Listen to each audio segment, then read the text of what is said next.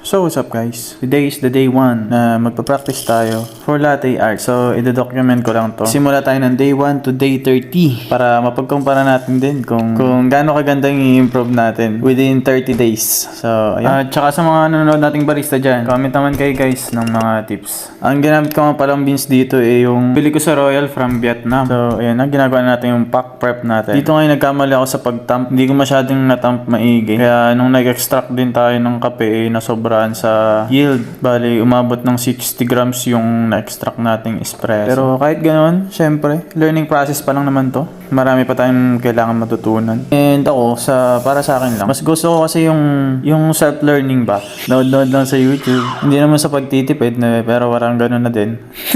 So, pati dito sa pag-steam, nagkamali rin ako. Hindi ko siya na-prot maigi. Hindi ko na lagyan masyado ng, ng bubble sa una. Kaya medyo manipis yung foam na